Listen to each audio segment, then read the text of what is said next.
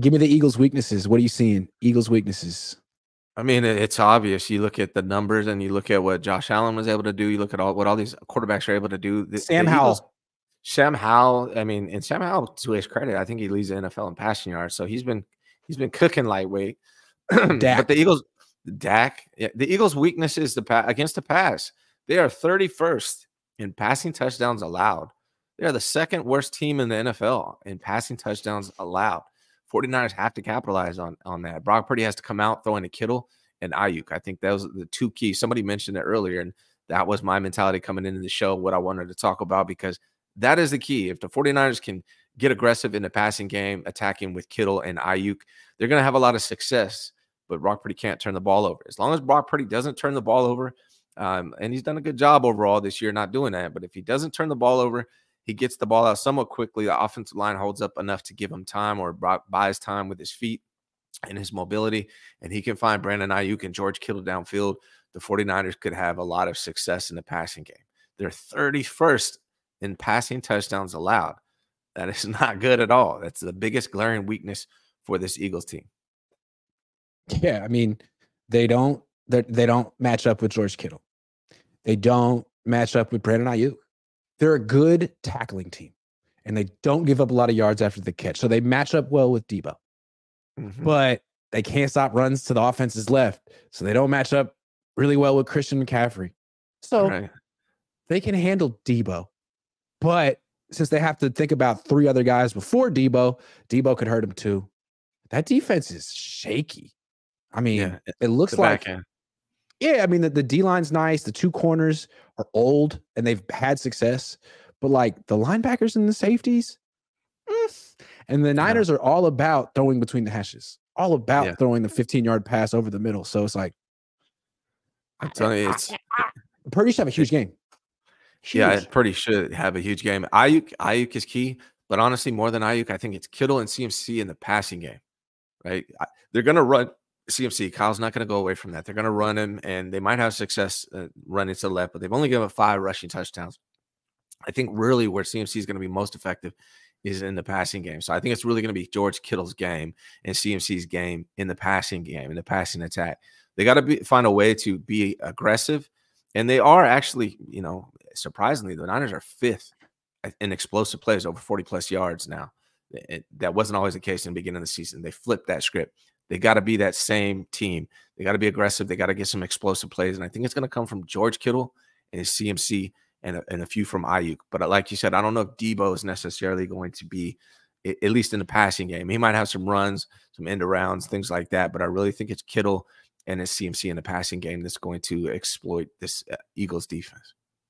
That's a matchup I want to bring up. Maybe I should have talked about in the previous topic, key matchup concerns. But last week you had Charvarius Ward shadowing DK Metcalf. Something they talked about before the game. He did it very well. It's like the team went to him and was like, look, instead of playing you in off zone coverage, we're counting on you. And Charvarius rose to the occasion. He was the hero. Now there's AJ Brown. They're similar. They went to the same school. Are the Niners going to ask Charvarius Ward to do that again? Can he do to AJ Brown what he did to DK Metcalf? If I remember correctly, he did a pretty good job on AJ Brown in the playoffs, although there were a couple penalties. That's a key matchup because I think statistically AJ Brown is like the best wide receiver in the league against man-to-man coverage. If you play man, most teams don't have a corner physical enough to match up with him. That's what Charvarius Ward is. He was physical enough to match up with DK. So that's a big one. I think he's second in yards in the NFL after Tyreek Hill as well. AJ Brown, he's having a hell of a season. Yes, they should have Charvarius Ward matchup.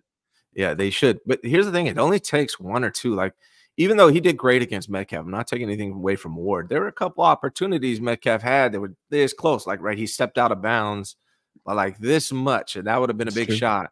The Eagles do take shots, kind of like how the Seahawks tried to do, and it only takes one or two missed plays for that to be effective. Ward had a great game, but there were a couple really close ones, right? Like even the one where he jumped up and it would have been a touchdown to Metcalf, and he knocked it away. If that ball is 6 inches further downfield, that's a touchdown as well.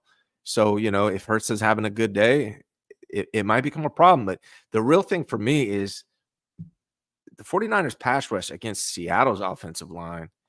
That's different than the 49ers pass rush against the Eagles offensive line. I keep talking about that because if you give Hurts a half a second longer or a quarter of a second longer because of that offensive line than these other teams that have been able to do against the 49ers pass rush, that means that Charvarius Ward and Diamond Illinois, they got to hang with these receivers a little bit longer.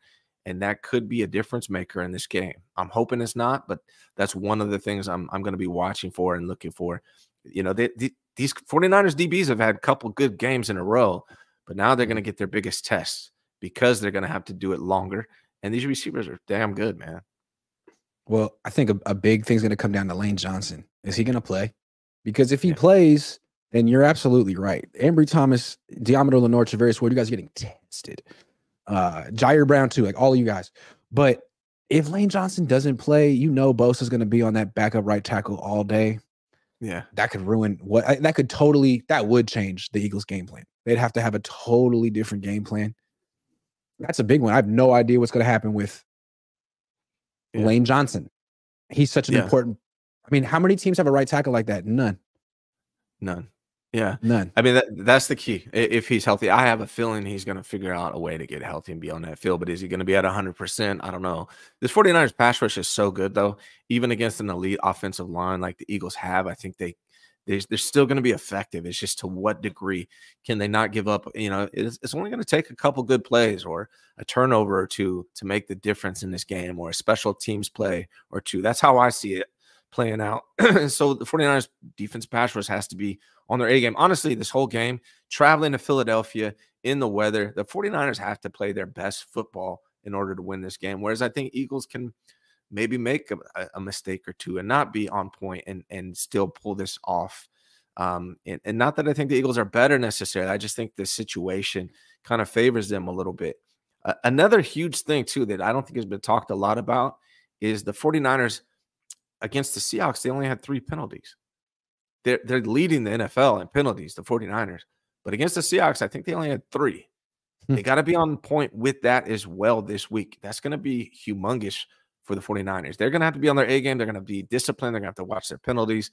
All of that is going to come into play. And then turnovers, as always, in NFL games, is going to be humongous.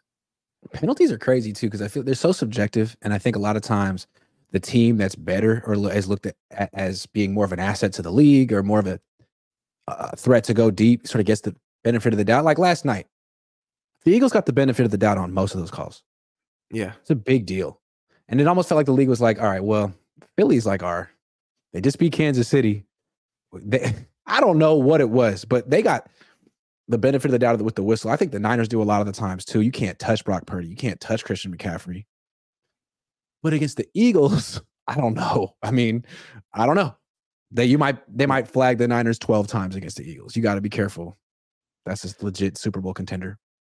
And the Niners can't let it come down to the referees or the whistle. They got to rise above that regardless. I don't know if I buy into like the refs favor teams necessarily. I think it happens, but I don't think it's as common practice as a lot of fans like to think. I don't know, but they let Darius Slay do whatever yesterday.